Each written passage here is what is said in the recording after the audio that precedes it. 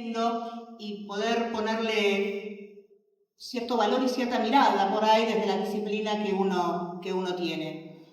Yo soy parte del equipo técnico y mi tarea adentro de un juzgado de familia es, en temas de violencias, es hacer la evaluación de daño y la evaluación de riesgo, ¿sí? Lo que el artículo 8 de la Ley de Protección contra la Violencia estipula. Y recién escuchando todo lo que se venía diciendo en la mesa, me surgía como pregunta, ¿cómo consideramos el riesgo? ¿No? ¿Qué definimos como riesgo? Porque uno lo ve en términos del marco normativo y el riesgo es una cosa. Y salen las medidas.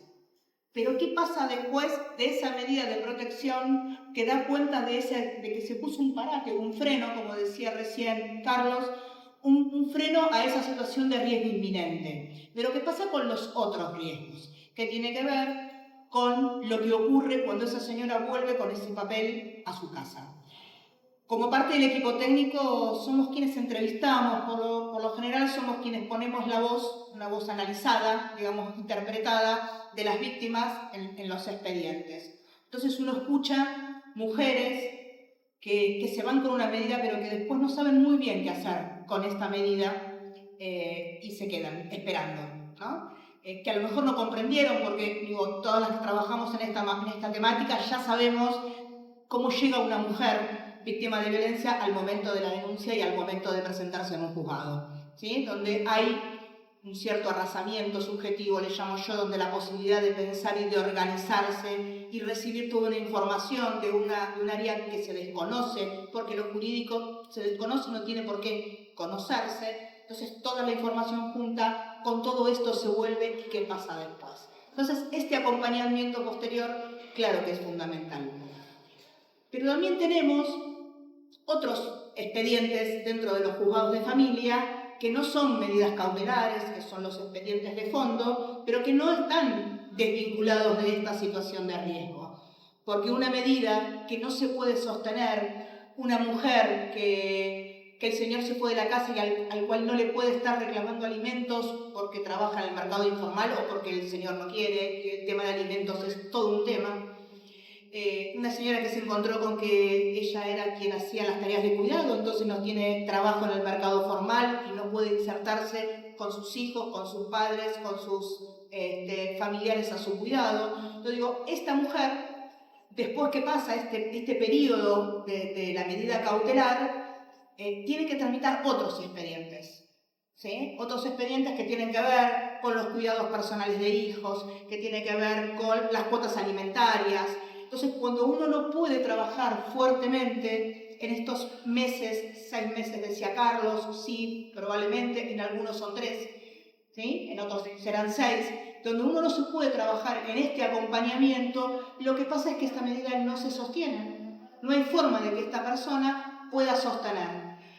Un dato importante es pensar en los hijos de estas mujeres, porque esas niñeces preguntan por un padre, ¿sí? Esas niñeces piden compras para el colegio, ¿no? Y tienen sus necesidades. Entonces también es un elemento más de presión a la hora de ver si se sostiene o no se sostiene. Por eso entendemos que el abordaje de las niñeces forma parte del abordaje con perspectiva de género. No está separado perspectiva de infancia de perspectiva de género, sino por lo contrario, totalmente relacionadas. Entonces, los demás expedientes judiciales que van tramitando, ¿sí? También la mirada de género es fundamental más allá de estas medidas cautelares que a lo mejor en un primer momento están muy claras, pero que después hay audiencias, ¿sí? Audiencias donde tienen que venir las partes, audiencias donde ¿sí? se tiene que negociar a lo mejor en etapas previas, pensar cómo es el contacto de esos hijos con esos padres,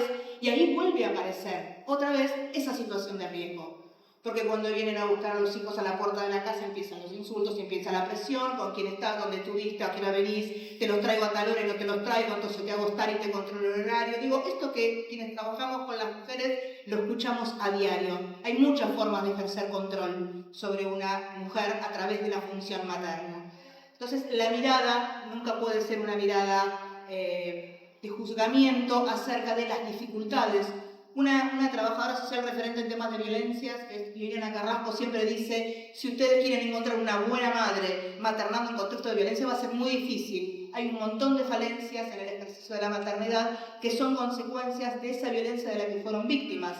Entonces, se victimiza a mujeres por parte de sus parejas, les decimos cómo tienen que solucionar su situación, tienen dificultades, no las pueden solucionar y vuelve otra vez esa victimización por no poder cumplir con eso que se le ha impedido. Entonces, esta mirada de pensar qué hacemos con los hombres que ejercen violencia, yo a veces pienso que hay una gran carga de resolución de esta situación puesta en las mujeres. Las mujeres van a los grupos, las mujeres tienen que iniciar ellas los expedientes de fondo. Digo, ¿qué pasa? Pienso que, ¿por qué una mujer tendría que estar iniciando un expediente de alimentos? Es el señor quien debería haber iniciado un expediente para hacerse cargo económicamente de sus hijos. Digo, porque si esta mujer, además de todo lo que le pasa, le tenemos que exigir que haga determinadas cuestiones, que vaya acá, que inicie este trámite, es ponerla en una situación, otra vez, de una victimización, sin entender qué es lo que le está pasando a ella en este momento.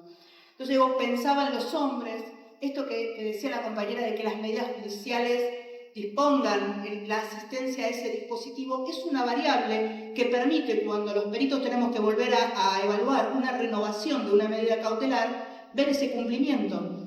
¿Se pudo hacer algo este señor para modificar? Porque el simple paso del tiempo no modifica las cosas. No porque se pasaron 6 meses, ahora puedo ver a mis hijos. ¿Qué se hizo para modificar? ¿Qué se hizo para reparar ese daño? Entonces digo, y aclaro esto, grupo masculinidades no es terapia. Hay una gran confusión también respecto de mandar víctimas y agresores a los espacios terapéuticos, como si la violencia de género fuese un problema de psicopatología. Digo, a lo mejor son combinadas, a lo mejor están, pero ya hemos acordado, creo, en un avance social, de que la violencia de género es una cuestión social, cultural, aprendida, son modelos familiares, modelos culturales que hay que desarmar. Y la forma de desarmar son grupos psicosocioeducativos, no son espacios terapéuticos. Un espacio terapéutico va a trabajar con el emergente que el señor lleva al espacio terapéutico y si el señor no se hace ninguna pregunta no va a avanzar en nada, ¿no? Y fue pasando el tiempo y llegamos a espacios posteriores, a otros expedientes que terminan otra vez recayendo en esas primeras medidas. Con esa mirada de, ahí voy cerrando, con esa mirada de otra vez la señora está en esta situación, otra vez la señora lo dejó entrar, otra vez la señora permitió esta situación. Y muy breve, para cerrarles es, perspectiva de género no se aprende. A mí las capacitaciones me parece que están geniales y son necesarias, pero además de aprender el contenido teórico, hay que repensarse nosotros internamente, qué nos pasa, mujeres, hombres, fuimos hijos, fuimos criados, cómo nos criaron, cómo es nuestra vida de pareja, cómo somos con nuestros hijos, para poder pensar en algunas movilizaciones y sensibilizaciones, porque repetir un curso se aprueba y se repite, pero hacernos preguntas es lo más difícil. Muchas gracias.